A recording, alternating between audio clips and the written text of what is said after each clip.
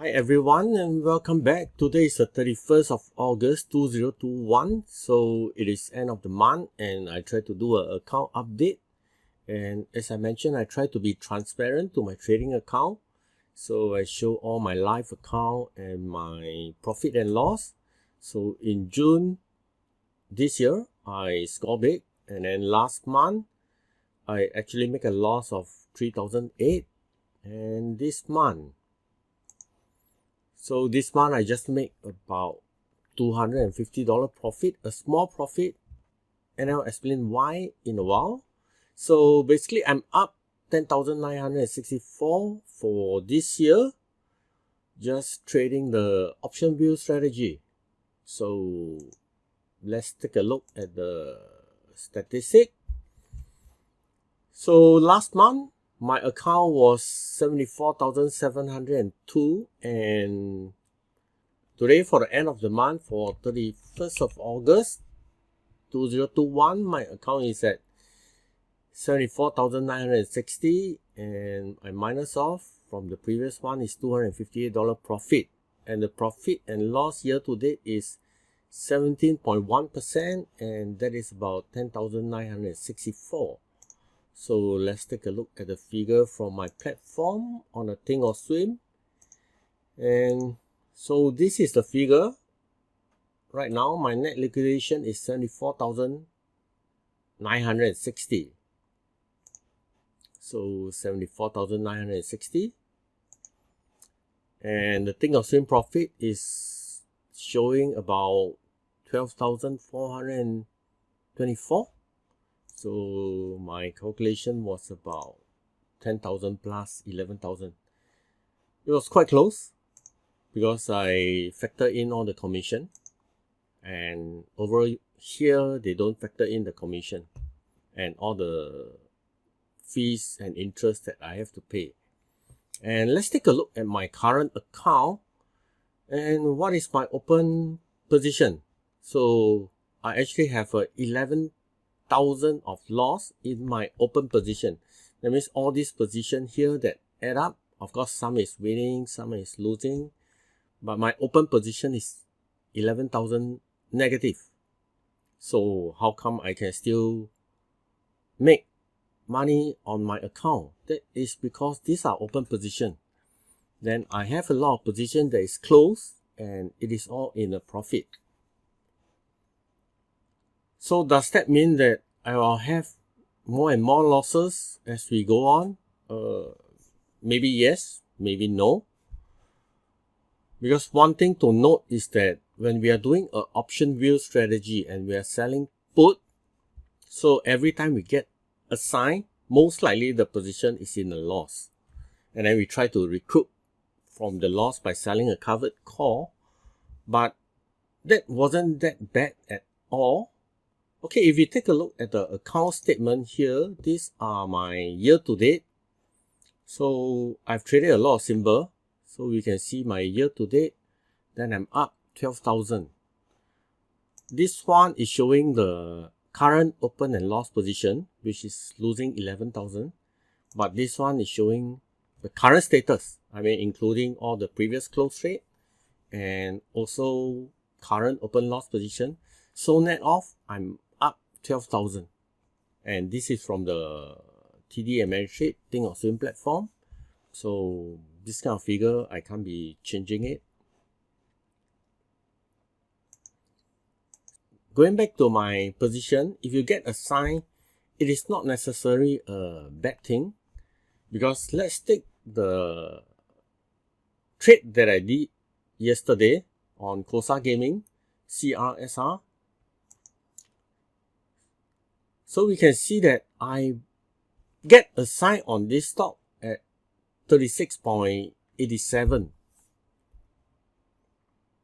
And the call that I'm selling is 40 call. Even though that Kosa Gaming is right now at $28.85. So I'm losing on this stock position, I'm losing about $800. But that doesn't mean that I have to sell a call that's very near or close to the market. In fact, I sell a 40 call and I'm still able to get 48 cents. That's $48. So if my Kosa Gaming get called out, I gain from two things. I gain from the stock appreciation, which is at 28. If my stock get called out at 40, that means I gain another 1,002. Yes, from 28 to 40, that is 1,002 capital appreciation, and then I get to keep the premium. Of course, Kosa Gaming may not go up to $40 by September expiry, and that is perfectly fine as long as Kosa Gaming is inching up. If we go to 31, 32, 33, and then I will adjust my call higher. Then I won't be selling a 40 call, I'll be selling a 41 call, 42 call, and 43 call, and so on. And the same thing happened for FUBO.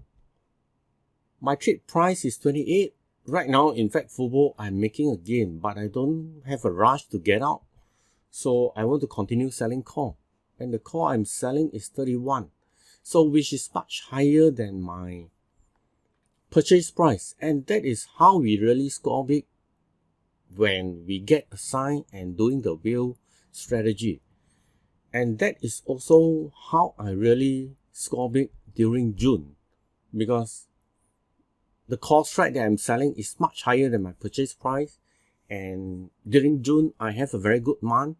All the stock went up and I get call out for a few stock, and that is really how I score big.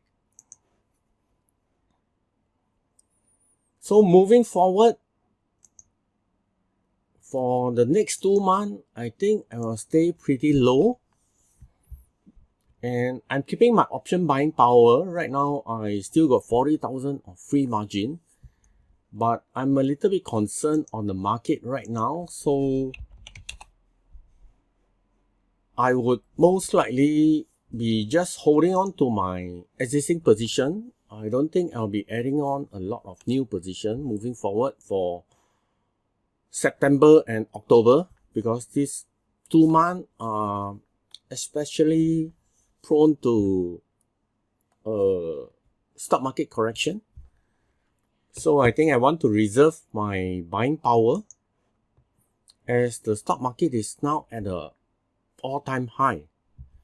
For S&P or for Nasdaq, we are seeing an all-time high. I mean, I think that the S&P could go to 5,000, and that is not a hard thing to achieve, but by when, and would there be a correction before it start going up to 5,000? That is a little bit of a challenge for me.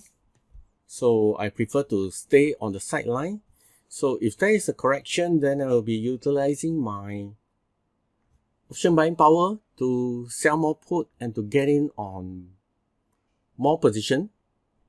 That means get in on more stock at a bargain.